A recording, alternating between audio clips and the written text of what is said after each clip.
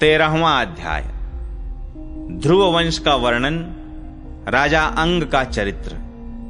श्री सूत जी कहते हैं, शौनक जी, श्री मैत्रेय मुनि के मुख से ध्रुव जी के विष्णु पद पर आरूढ़ होने का वृत्तांत सुनकर विदुर जी के हृदय में भगवान विष्णु की भक्ति का उद्रेक हो आया और उन्होंने फिर मैत्रेय जी से प्रश्न करना आरंभ किया। विदुर जी ने पूछा, भगवत परायण मुने, ये प्रचेता कौन थे? किसके पुत्र थे? किसके वंश में प्रसिद्ध थे और इन्होंने कहां यज्ञ किया था? भगवान के दर्शन से कृतार्थ नारद जी परम भागवत हैं, ऐसा मैं मानता हूं। उन्होंने 5 रात्र का निर्माण करके श्री हरि की पूजा पद्धति रूप क्रिया योग का उपदेश किया है। जिस समय प्रचेतागण स्वधर्म का आचरण करते हुए भगवान यज्ञेश्वर की आराधना कर रहे थे, उसी समय भक्त प्रवर नारद जी ने ध्रुव का गुणगान किया था। ब्रह्मन, उस स्थान पर उन्होंने भगवान की जिन जिन लीला कथाओं का वर्णन किया था, वे सब पूर्ण रूप से मुझे सुनाइए। मुझे उनके सुनने की बड़ी इच्छा है। श्री मैत्रेय जी ने कहा, विदुर जी, महाराज ध्रुव के वन चले जाने पर उनके पुत्र उत्कल ने अपने पिता के सार्वभौम वैभव और राज्य सिंहासन को अस्वीकार कर दिया। वह जन्म से ही शांत चित्त, आसक्ति शून्य और समदर्शी था तथा संपूर्ण लोकों को अपनी आत्मा में और अपनी आत्मा को संपूर्ण लोकों में स्थित देखता था। उसके अंतःकरण का वासना रूप मल अखंड योगाग्नि से भस्म हो गया था। इसलिए वह अपनी आत्मा को विशुद्ध बोध रस के साथ अभिन्न, आनंदमय और सर्वत्र व्याप्त देखता था। सब प्रकार के भेद से रहित प्रशांत ब्रह्म को ही वह अपना स्वरूप समझता था तथा अपनी आत्मा से भिन्न कुछ भी नहीं देखता था। वह अज्ञानियों को रास्ते आदि साधारण स्थानों में बिना लपट की आग के समान मूर्ख, अंधा, बहरा, पागल अथवा गूंगा सा प्रतीत होता था। वास्तव में ऐसा था नहीं।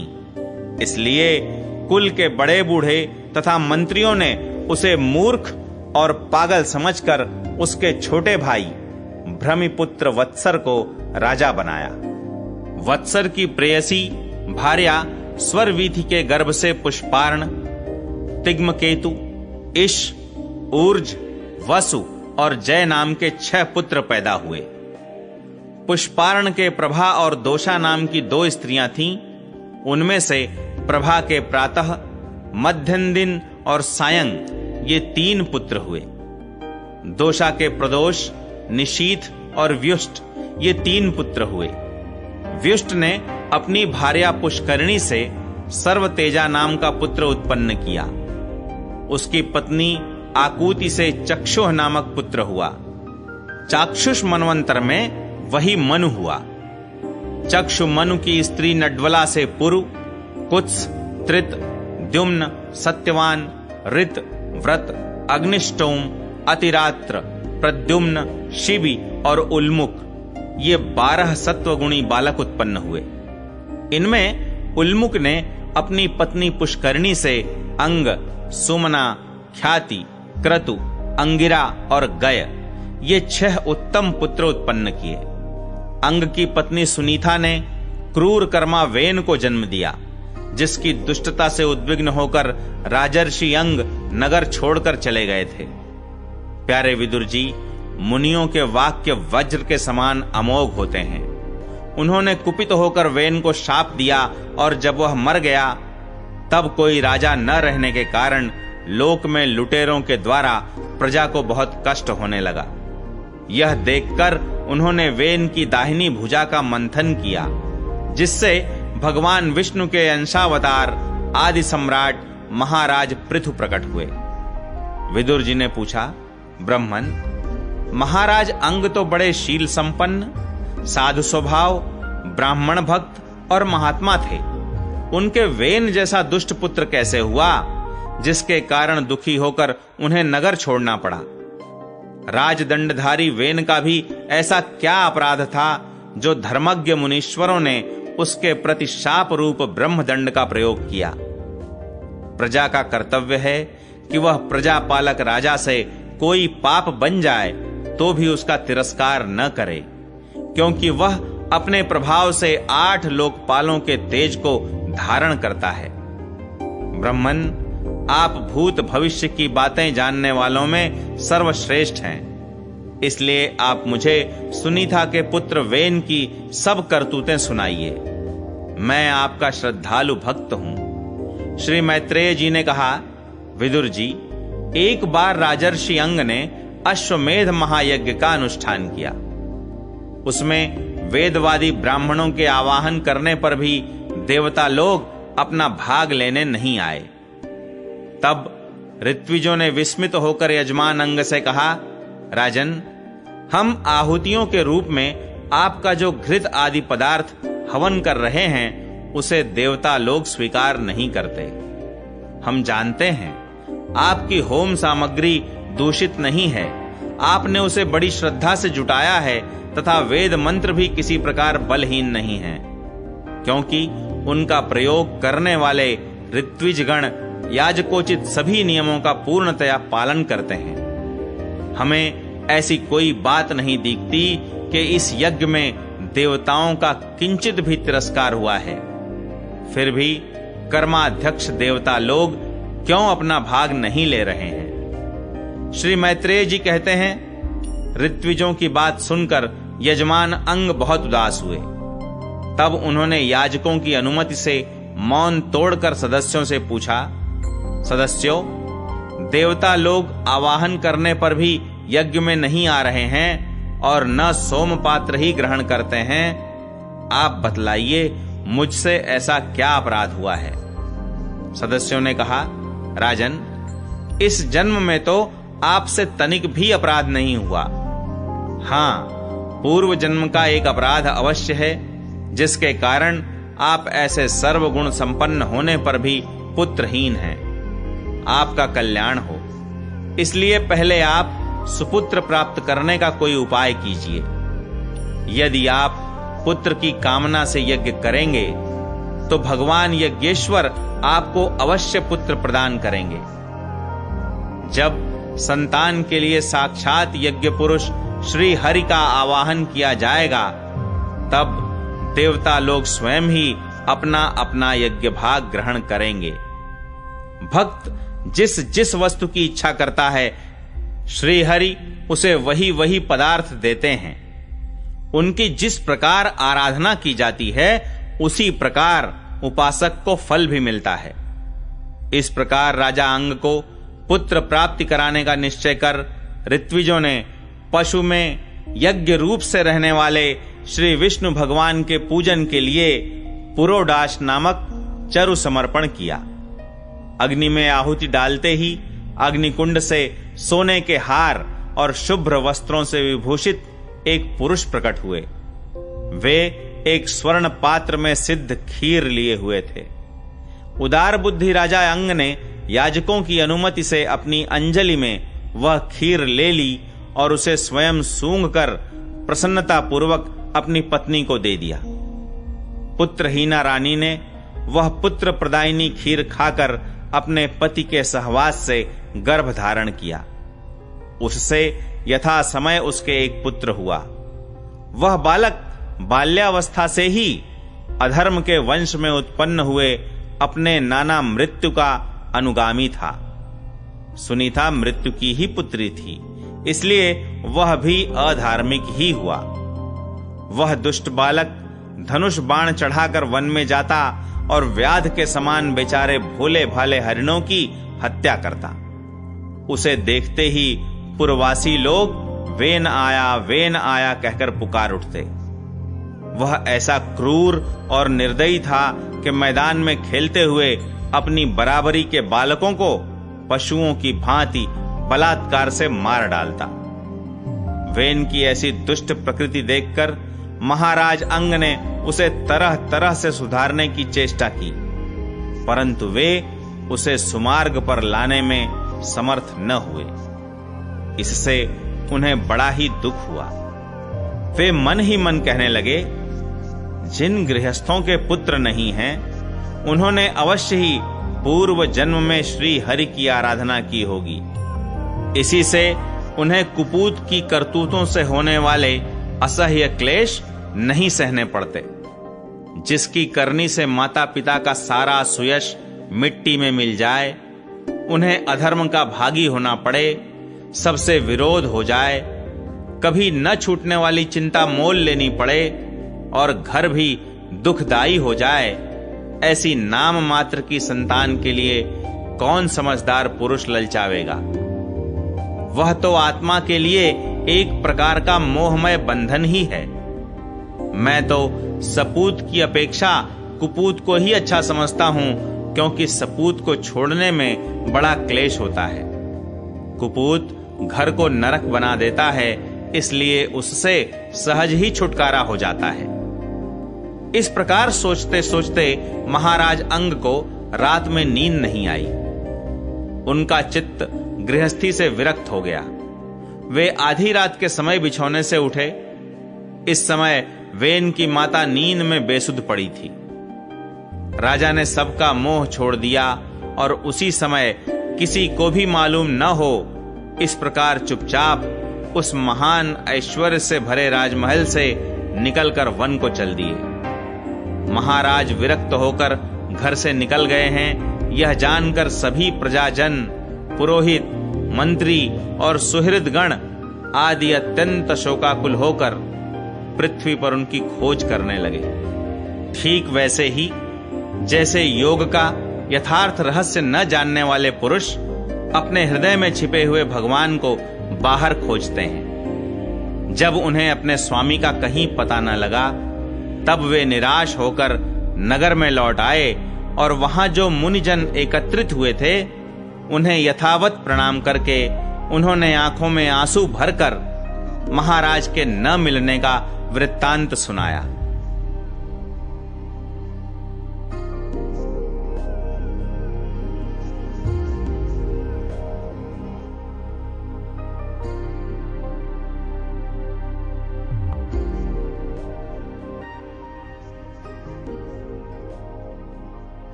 चौदहवां अध्याय।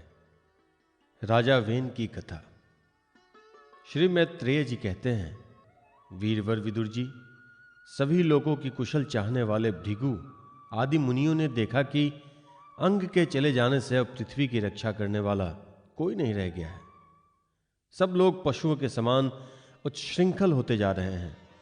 तब उन्होंने माता सुनीता की सम्मति से मंत्रियों के सहमत न होने पर भी वेन को भूमंडल के राजपद पर अभिषिक्त कर दिया।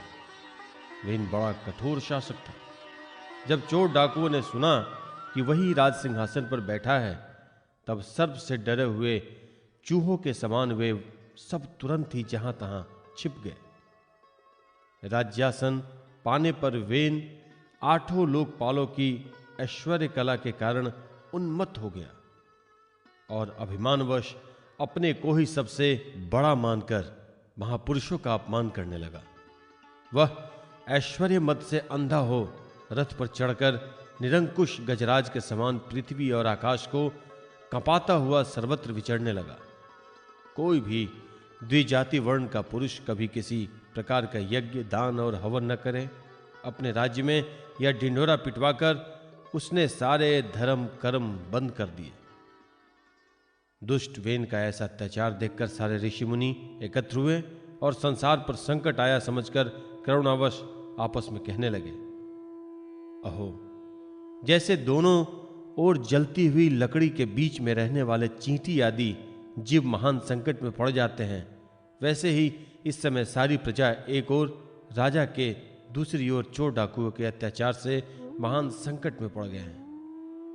हमने अराजकता के भय से ही अयोग्य होने पर भी वेन को राजा बनाया था, किंतु अब उससे भी प्रजा को भय हो गया। ऐसी अवस्था में प्रजा को किस प्रकार सुख शांति मिल सकती है? सुनीता की कोख से उत्पन्न हुआ यह वेन स्वभाव से ही दुष्ट है। परंतु सांप को दूध पिलाने के समान इसको पालने वालों के लिए अनर्थ का कारण हो गया। हमने इसे प्रजा की रक्षा के लिए नियुक्त किया था, यह आज उसी को नष्ट करने पर तुला है। इतना सब होने पर भी हमें इसे समझाना अवश्य चाहिए।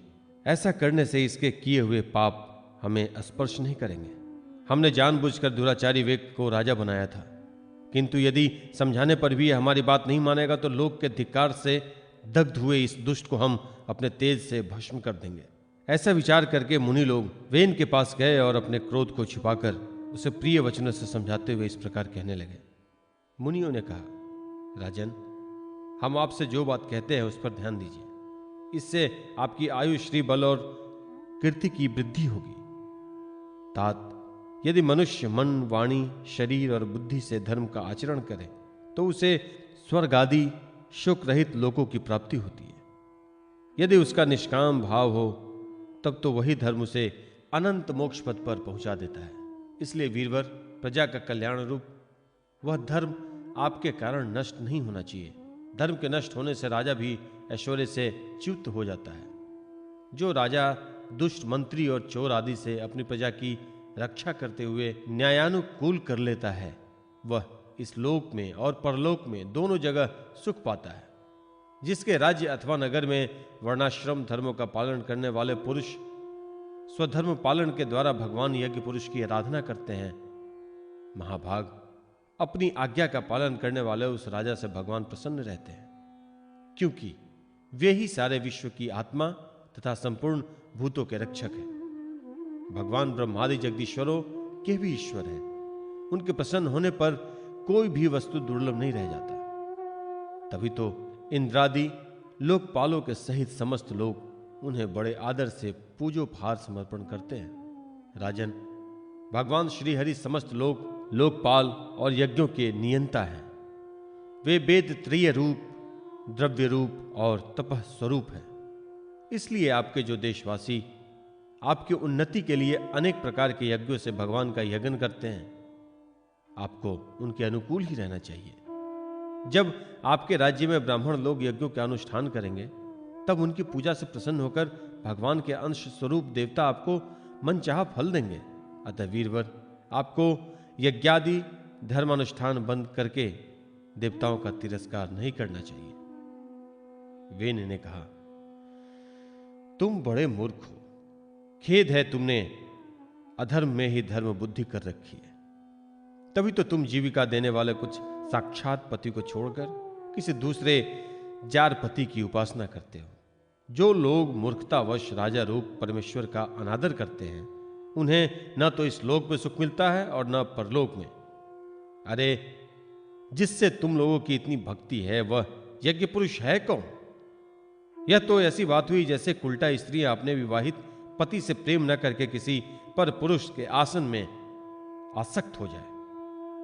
विष्णु, ब्रह्मा, महादेव, इंद्र, वायु, यम, सूर्य, मेघ, कुबेर, चंद्रमा, पृथ्वी, अग्नि और वरुण तथा इसके अतिरिक्त जो कोई दूसरे वर और शाप देने में समर्थ देवता है, वे सब के सब राजा के शरीर में रहते हैं। इसलिए राजा सर्वदेवमय है और देवता उसके अंश मात्र हैं। इसलिए ब्राह्मणों, तुम मत्सरता छोड़कर अपने सभी कर्मों द्वारा एक मेरा ही पूजन करो और मुझी को बलि समर्पण करो। भला मेरे सिवा और कौन अग्र पूजा का अधिकारी हो सकता है? श्री मैत्रेय जी कहते हैं, इस प्रकार विपरीत बुद्धि होने के कारण वह अत्यंत पापी और कुमार्गगामी हो गया था। उसका पुण्य क्षीण हो चुका था। इसलिए मुनियों के बहुत विनयपूर्वक प्रार्थना करने पर भी उसने उनकी बात पर ध्यान न दिया। कल्याण रूप विदुर जी, अपने को बड़ा बुद्धिमान समझने वाले वेन ने जब उन मुनियों को इस तरह अपमान किया, तब अपनी मांग को व्यर्थ हुई देख वे उस पर अत्यंत कुपित हो गए। मार डालो, इस स्वभाव से ही दुष्ट पापी को मार डालो। यह यदि जीता रह गया तो कुछ ही दिनों में संसार को अवश्य भस्म कर डालेगा। यह दुराचारी किसी प्रकार राज सिंहासन के योग्य नहीं है, क्योंकि यह निर्लज्ज साक्षात यज्ञपति श्री विष्णु भगवान की निंदा करता है। अहो, जिनकी कृपा से इसे ऐसा ऐश्वर्य मिला, उस श्री हरि की निंदा अभागे बेन को छोड़कर और कौन कर सकता है। इस प्रकार अपने छिपे हुए क्रोध को प्रकट कर उन्होंने उसे मारने का निश्चय कर लिया। वह तो भगवान की निंदा करने के कारण पहले ही मर चुका था, इसलिए केवल हुंकारों से ही उन्होंने अपना काम तमाम कर दिया। जब मुनिगण अपने अपने आश्रमों को चले गए, तब इधर बेन की शोकाकुलता माता सुनीता मंत्रादि के बल से तथा अन्य युक्तियों से अपने पुत्र के शव की रक्षा करने लग गई। एक दिन वे मुनिगण सरस्वती के पवित्र जल में स्नान कर अग्निहोत्र से निवृत्त हो नदी के तीर पर बैठे हुए हरि चर्चा कर रहे थे। उस दिन लोगों के आतंक फैलाने वाले बहुत से उपद्रव होते देखकर वे आपस में कहने लगे, आजकल पृथ्वी का कोई रक्षक नहीं है, इसलिए चोर डाकुओं के कारण उसका कुछ अमंगल तो नहीं होने वाला है। ऋषि लोग ऐसा विचार कर ही रहे थे कि उन्होंने सब दिशाओं में धावा करने वाले चोरों और डाकुओं के कारण उठी हुई बड़ी भारी धूल देखी। देखते ही वे समझ गए कि राजा वेन के मर जाने के कारण देश में अराजकता फैल गई है, राज्य शक्तिहीन हो गया है और चोर डाकू बढ़ गए हैं। यह सारा उपद्रव लोगों का धन लूटने वाले तथा एक दूसरे के खून के प्यासे लुटेरों का ही है। अपने तेज से अथवा तपोबल से लोगों को ऐसी कुप्रवृत्ति से रोकने में समर्थ होने पर भी ऐसा करने में हिंसादि दोष देखकर इसका कोई निवारण नहीं किया। फिर सोचा कि ब्राह्मण यदि समदर्शी और शांत स्वभाव भी हो तो भी दीनों की उपेक्षा करने से उसका तप उसी प्रकार नष्ट हो जाता है जैसे फूटे हुए घड़े में से जल बह जाता है। फिर राजर्षि अंग का वंश भी नष्ट नहीं होना चाहिए, क्योंकि इसमें उनके अमोघ शक्ति और भगवत परायण राजा हो चुके हैं। ऐसा निश्चय कर उन्होंने मृत राजा की जांघ को बड़े जोर से मथा और उसमें से एक बौना पुरुष उत्पन्न हुआ। वह कौवे के समान काला था, उसके सभी अंग और खासकर भुजाएं बहुत छोटी थीं, जबड़े बहुत बड़े, टांगे छोटी, नाक चपटी, नेत्र लाल और केश तांबे के तरह उसी रंग का था। उसने बड़ी दीनता और नम्र भाव से पूछा कि मैं क्या करूं? तो ऋषियों ने कहा, निषीद, बैठ जा। इसी से वह निषाद कहलाया। उसने जन्म लेते ही राजा वेन के भयंकर पापों को अपने ऊपर ले लिया, इसलिए उसके वंशधर नैषाद भी हिंसा, लूटपाट आदि पाप कर्मों में रत रहते हैं। अतः वे गांव और नगर में न टिककर वन और पर्वतों में ही निवास करते हैं।